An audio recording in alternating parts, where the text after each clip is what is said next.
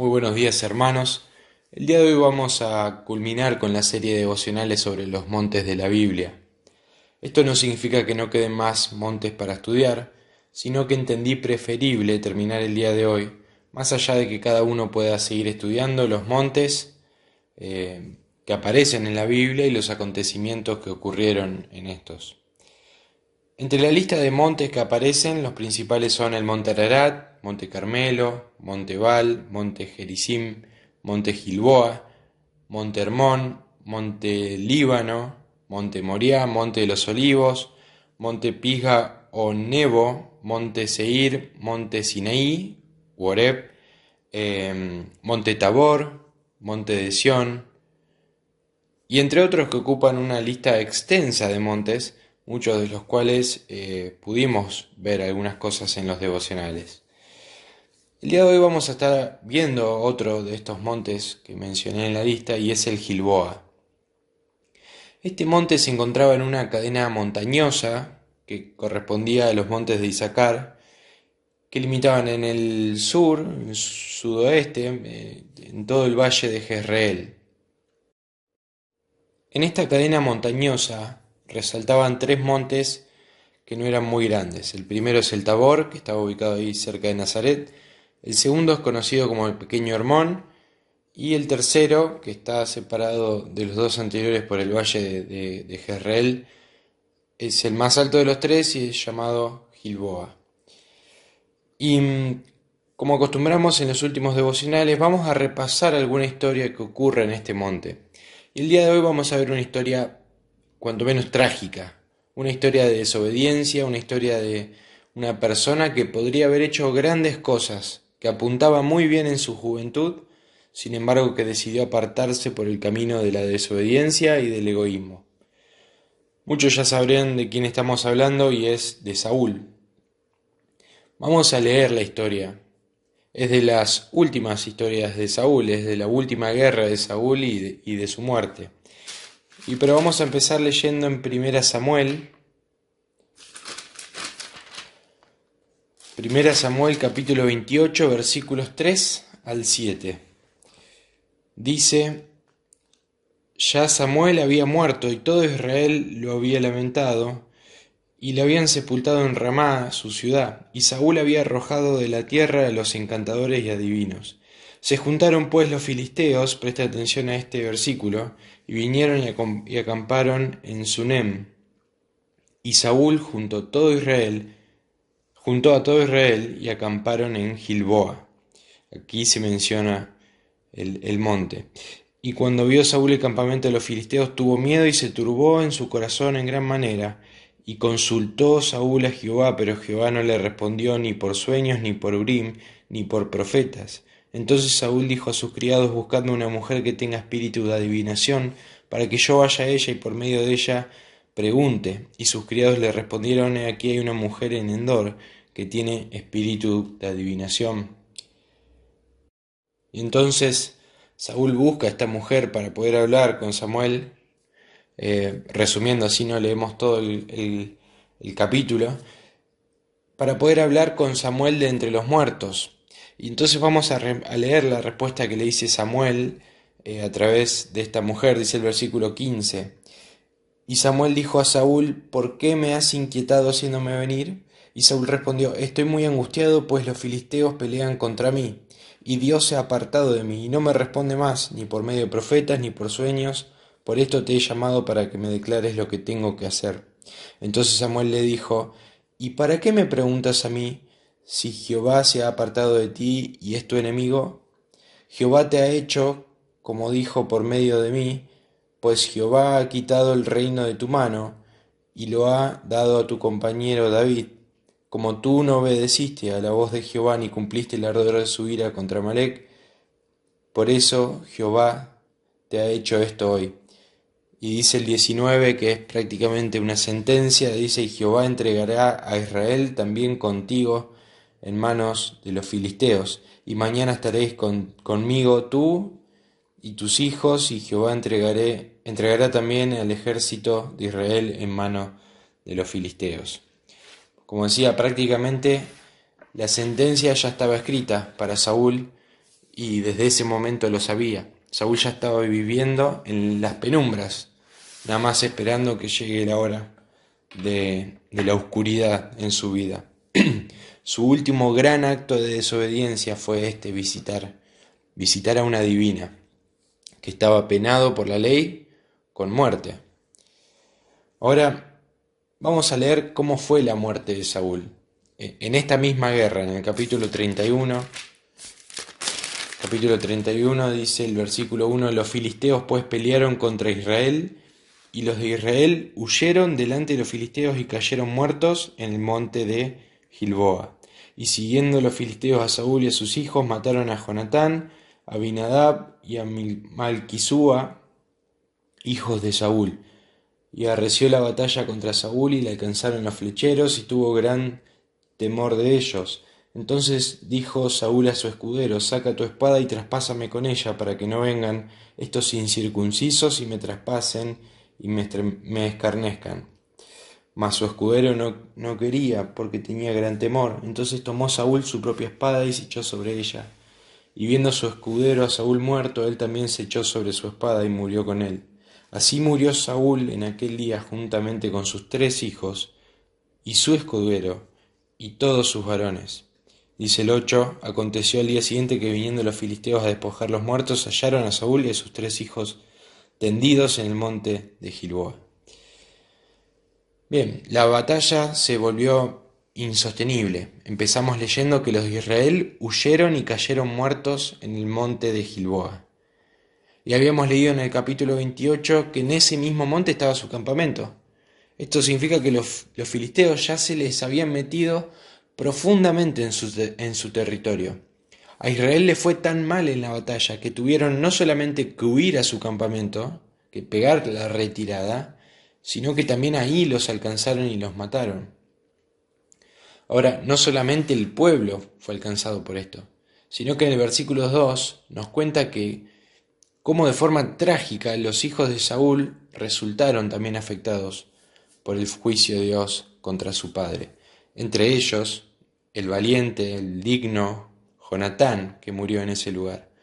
De hecho, el drama del fracaso espiritual de la vida de Saúl y su triste final en Gilboa se ve potenciado por la muerte de este príncipe Jonatán. Un gran amigo de David, todos conocemos el trasfondo de esta noble y esta gran amistad. Y todo ese trasfondo, toda esta amistad que tenía con David, aún resalta más el sombrío cuadro suicida de Saúl en el monte de Gilboa. Aún así lo tenemos al valiente Jonatán muriendo, en parte de una forma en la cual no esperaríamos que fuera el fin de una persona como Jonatán. Sin embargo, por otro lado sí podríamos esperar que sea de esta manera, luchando lealmente por su Dios, por su país, y por su padre, el rey, hasta el final. Ahora, la muerte de sus hijos fue trágica, pero de igual forma fue una parte importante en el plan de Dios. Al llevarse a los herederos lógicos del trono de Saúl, de alguna forma Dios despeja el camino para que David se convierta en el próximo rey de Israel.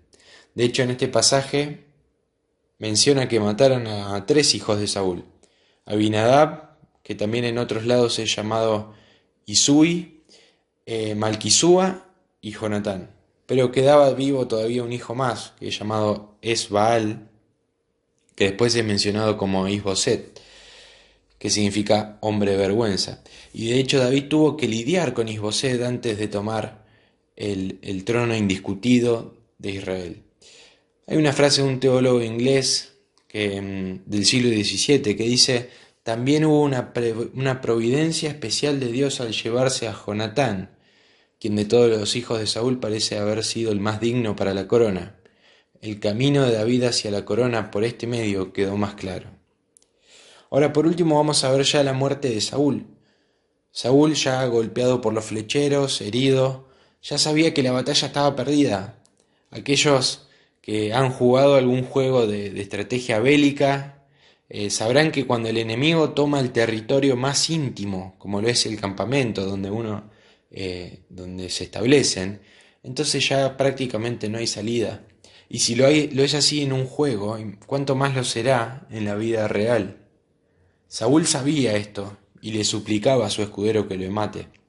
Y como éste no quería, Saúl se termina quitando la vida.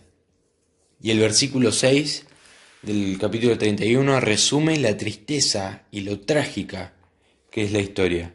Así murió Saúl en aquel día, juntamente con sus 3 hijos y su escudero y todos sus varones. La verdad que pensarlo es tremendo, es una historia sanguinaria, trágica, hasta podríamos decir que es como shakespeariana, con miles de muertos, suicidios, todo por la desobediencia. Al final de su vida se endureció tanto Saúl, se endureció tanto en pecado, que ni siquiera hay registros de que, aun estando en su lecho de muerte, haya querido o haya tenido algún mínimo de buscar arrepentirse. Y leyendo este pasaje, esta misma historia, pero en Primera Crónicas 10, del 1 al 12, encontré algo que me llamó la atención. Y lo vamos a leer a partir del versículo 13. Primera Crónicas 10, a partir del versículo 13, se explica el por qué murió Saúl. Dice cuál fue la causa por la que muere Saúl, y dice el 13, así murió Saúl por su rebelión con que prevaricó contra Jehová, contra la palabra de Jehová, la cual no guardó, y porque consultó a una divina y no consultó a Jehová. Por esta causa lo mató y traspasó el reino a David, hijo de Isaí. Fíjense que no dice que, bueno, se suicidó, sino que especifica que Dios lo mató. Dios mismo asume la responsabilidad por la muerte de Saúl. Esto nos expone incluso cómo la conducta humana está en último término bajo el control de Dios, que lleva a cabo sus propósitos mediante las acciones de las personas. Ben Meyer resume esta historia diciendo: es un pensamiento muy solemne. Ninguna carrera podía comenzar con más favorables y brillantes perspectivas que las que tenía Saúl, y nadie pudo terminar en una medianoche de desesperación más absoluta. Sin embargo, tal destino puede sobrevenirnos a menos que velemos, oremos y caminemos humildemente con nuestro Dios. Ahora, para terminar ya esta historia que ocurrió en este monte, el monte Gilboa, me gustaría leer lo que dice David cuando se entera.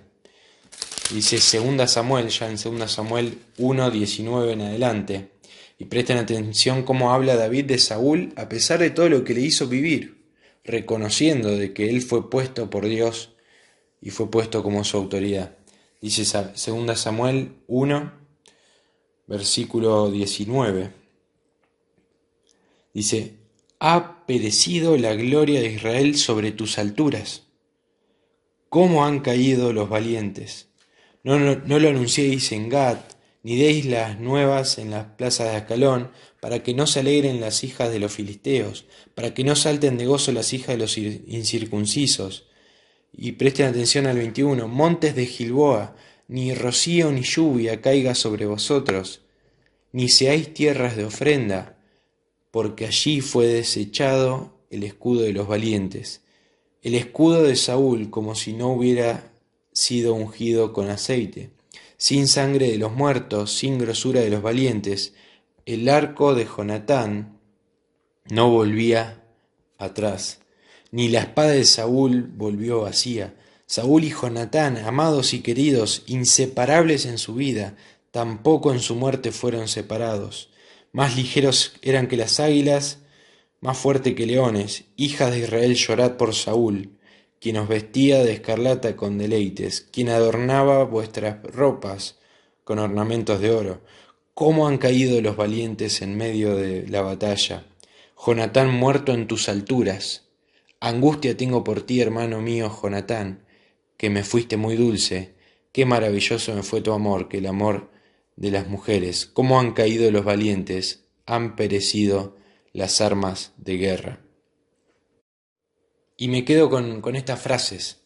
Montes de Gilboa, ni rocío ni lluvia caiga sobre vosotros, ni seáis tierra de ofrenda, porque allí fue desechado el escudo de los valientes, el escudo de Saúl, como si no hubiera sido ungido con aceite. Ha perecido la gloria de Israel sobre tus alturas. ¿Cómo han caído los valientes en medio de la batalla? Espero, hermanos, que este devocional sea de bendición para cada uno de nosotros y muchas gracias por su tiempo.